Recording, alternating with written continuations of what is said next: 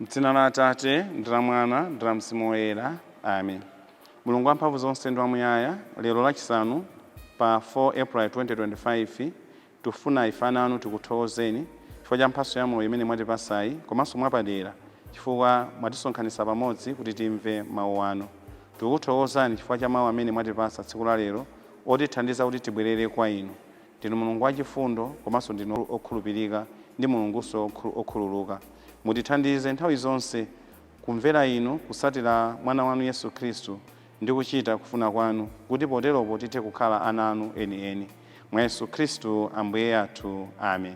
M'dzina la Atate, ndi la Mwana, ndi la Mzimu Woyera. Amen. Mawu oyamba akuchokera m'buku la Luntha mutu 2 ndime ya 1a kupitiriza ndi ndime ya 12 mpaka 22. Amene akutiwerengera mawu oyamba ndi Sub Inspector Mtibo Ngoma kuchokera ku St. Ignatius Parish, Malawi Police Headquarters, Area 30 mu Archdiocese ya Lilongwe. Mawu a mthenga wabwino akuchokera mu mthenga wabwino wa Yohane Woyera mutu 7 ndime ya 1 mpaka 2 kupitiriza ndi ndime ya 10 kenako ndime ya 25 mpaka 30. Amene akutiwerengera mawu a mthenga wabwino komanso kutigawira mawu ndi Reverend Father Stephen Alfred Likhutcha, ACP kuchokera ku St. Ignatius Parish, Malawi Police Headquarters, Area 30 mu Archdiocese ya Lilongwe. Timpereke ku imfa yochititsa manyazi. Mawu oyamba. Mawu a m'buku la Luntha.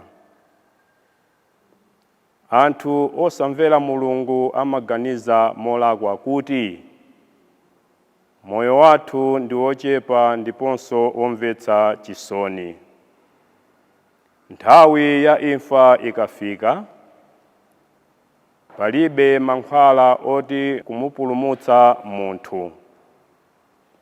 Monga tikudziwira, palibe ndi mmodzi yemwe amene adabwerako ku dziko la akufa. Tsono timukhazikire munthu wolungama, popeza kuti amativutitsa ndipo amatsutsana ndi ntchito zathu. Amatidzudzula chifukwa chopandukira malamulo, amatinena kuti timanyoza mwambo. Iye akuti ati amadziwa Mulungu, ndipo amadzitchula mwana wa Ambuye. Tikamuona timamva kudzudzulidwa m'maganizo mwathu, tikangomuti tha, ife pomwepo khwinya. Iye uja makhalidwe ake safanana ndi a anthu ena, machitidwe ake ndi a mtundu. Amatiyesa ife anthu onyozeka, amapewa machitidwe athu ngati zinthu zonyansa. Amaganiza kuti imfa ya munthu wolungama ndi yodalitsidwa, amanyadira kuti Mulungu ndi Atate ake. Tiyeni tione ngati mawu ake ndi oona, tione zimene zidzafikire pakutha pa moyo wake. Ngati wolungamayo ndi mwanadi wa Mulungu, Mulungu adzamuthandiza, adzampulumutsa kwa adani ake.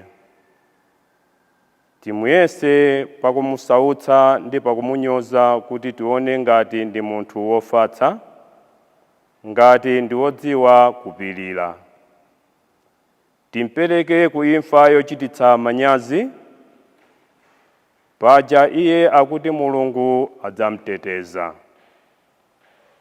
Anthu oyipa amaganiza zimene tanenazi, koma ndi maganizo osokera, kuyipa kwawo kumangowachititsa khungu. Sadziwa maganizo obisika a Mulungu. Sakhulupirira malipiro a moyo wolungama. Sazindikira konse kuti ilipodi mphotho ya anthu oyera mtima. Mawu a Ambuye. Titokoze Mulungu. Ambuye akhale nanu. Akhalenso ndi mzimu wanu. Mawu amthenga oyera monga adalembera Yohane. Ulemu kwa inu Ambuye. Pa nthawi yomweyo Yesu ankayendera dera la Galileya. Sadafune kukayendera dera la Yudeya chifukwa akuluakulu a Yuda ankafuna kumupha. Nthawiyo nkuti chikondwerero cha misasa chili pafupi. Koma adapitako. Sadapite moonekera koma mobisika pamene anthu ena aku Yerusalemu adati, kodi munthu akufuna kumupha uja si ameneyu? Si uyo akulankhula poyerapo popanda onenapo kanthu? Kodi kapena ndiye kuti akuluakulu akuzindikiradi kuti ameneyi ndiye mpulumutsi wolonjezedwa uja eti? Komatu mpulumutsi wolonjezedwa uja akazabwera, palibe amene azaziwe kumene wachokera. Koma uyu tonse tikuziwa kumene adachokera. Pamene Yesu ankaphunzitsa nyumba ya Mulungu, adalankhula mokweza mawu kuti, ine mukundidziwa, ndipo kumene ndidachokera mukudziwakonso. Koma sindinabwere mwakufuna kwanga ayi. Atate amene ali okhulupirika ndiwo adandituma. Inu simukuwadziwa, koma ine ndikuwadziwa, chifukwa ndine ochokera kwa iwo, ndipo ndiwo adandituma. Pamenepo anthu adafuna kumugwira Yesu, koma panalibe ndi mmodzi yemwe amene anamukhuza, chifukwa nthawi yake inali isanafike. Mthenga wa Ambuye. Ulemu kwa inu Ambuye Yesu Kristo. Lero Lachisanu pa 4 April 2025, Mulungu akufuna atiziwise zinthu zingapo kuchokera m'mawu ake. Poyambirira, tisakhale anthu ozunza, anthu amene akuchita zabwino pakati pathu. Tamva kuchokera mawu athu a m'buku la Luntha, mawu athu oyamba tsiku la lero, pamene anthu ena akupangana zozunza anthu ena amene moyo wawo uli wonkomera Mulungu. Kuna kuti munthu angati amene tenti muzuzeni akhaule pakati pathu, chifukwa iyeyi akutilepheresa kupanga zinthu zabwino, zinthu zosiyanasiyana zimene ife tikuona kuti zimatisangalatsa. Funa kuti iyeyi ndi munthu amene akupanga zimene Mulungu akufuna, akumatiresa zinthu zambirimbiri, ndiye timukhaulitse amve kuwawa pakati pathu. Mulungu akutiphunzitsa kuti tizatenga matsoka kapena sitizalandira madaliso zaulere za Ambuye Mulungu pamene tikukhala pansi kuti tizuze anthu amene amakonda kupemphera, anthu amene amalimbikira zinthu za Mulungu, anthu amene akutithandiza kuti moyo wathu ukhale wonkomera Mulungu nthawi zonse. Malo mwake ifeyo tikuyena kukhala pansi ndikuzindikira zoyipa zimene tikuzichita ndikutembenuka. Zimene tazimva m'mawu athu oyamba, onera kuti anthu kukhala pansi kupanga maupo osiyanasiyana, kuti anthu amene akukhulupirira Mulungu kapena anthu amene akutisogolera zinthu za Mulungu akumane nazo mavuto kapena akhale nawo pa mavuto osiyanasiyana, ndi zimene taziona mu uthenga wabwino pamene anthu ena samamfunira zabwino Yesu Khristu. Koma Yesu Khristu pozindikira ubwino umene amayang'ana kuti apulumutse dziko lonse lapansi, adapitirizabe kuwaphunzitsa anthu aja zoona zake zenizeni kuti akhale anthu okhulupirira Mulungu, akhale anthu okhulupirira Yesu Khristu. Chifukwa Ambuye Yesu ankadziwa kuti akangobwerera mbuyo ndiye kuti dziko lapansi sililandira chipulumutso. Ichi ndi chilimbikiso kwa ife tonse amene nthawi zina amene tikufuna kuti zinthu ziyende bwino kandi kumphakati kandi m'banja mwathu kuti anthu azikonda kuchita zinthu zabwino zonkomera Mulungu, koma anthu aja amatinena munjira zosiyanasiyana, tisabwerere mbuyo. Tilimbikirebe, tilimbikise magulu osiyanasiyana, tilimbikise mabanja athu, anthu a nyumba mwathu, kuna kuti tichirebe kufuna kwa Ambuye Mulungu. Chifukwa Yesu Khristu anayang'ana ubwino wa anthu onse, ubwino wa dziko lonse lapansi, sanayang'ane anthu ochepa amene amasusana nawo pakati pa Israeli.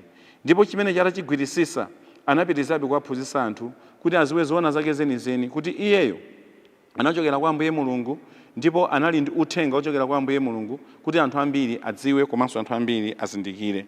Choncho ifeyonso tikulimbikitsidwa kuchita chimodzimodzi pa moyo wathu wa tsiku ndi tsiku.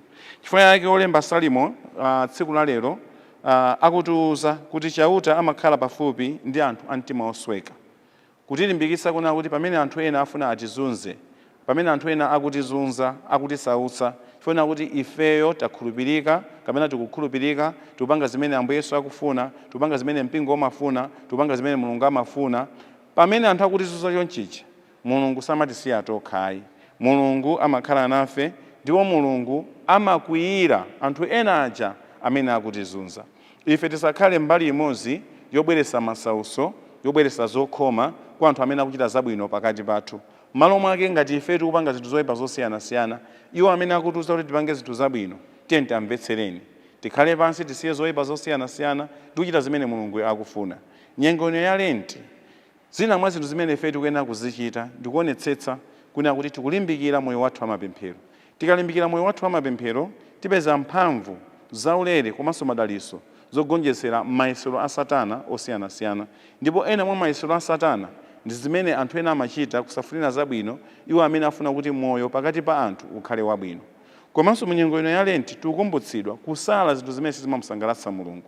Zoyipa zosiyanasiyana zimene timazichita tikuyenera kuti tizipunguze, tizisale, kuti moyo wathu ukhale wokomera Mulungu nthawi ina iliyonse. Pamene tikupanga zangati zimenezi ndiye kuti tikulandira zaulere zapadera zochokera kwa Ambuye Mulungu. Tisakhale anthu osafunira anzathu zabwino, nthawi zonse tifunire anthu zabwino, chifukwa Mulungu amene anatilenga ndi kutipasa zaulere zosiyanasiyana ndi moyo umene timaunyadirawo. Iyeyo amatifunira zabwino nthawi zonse ndipo amatipasa zabwino nthawi zonse. Ifeyonso tichite chimodzimodzi pa moyo wathu wa tsiku ndi tsiku. Mulungu asamakhalire kutidandaula ife, Ambuye Yesu asapitirizebe kutidandaula ife. Nyengo ya Lent itithandize kubwerera kwa Ambuye Yesu, kutembenuka kwa Mulungu ndi kuchita kufuna kwa Ambuye Mulungu nthawi zonse. Tipemphere. Atate amphamvu zonse ndi amuyaya, landirani kuthokoza kwa ife ana anu pamene tsiku la lero lachisanu pa 4 April 2025 tikuyamikani chifukwa cha ubwino umene mmationetsera komanso koma mtima kwanu kopanda malire. Tikupemphani mutithandize kusunga zaulere zanu kuti kumapeto kwa zonse tipitirize kulandira zaulere zimene mmapereka kwa ife tonse ana anu. Mutithandize kumvera iwo onse amene amatiuza kuti tichite zabwino pakati pathu, komanso kumvera Yesu Khristu mphunzitsi wathu wamkulu. Mwa Yesu Khristu Ambuye athu. Amen. M'dzina la Atate ndi la Mwana ndi la Mzimu Woyera. Amen.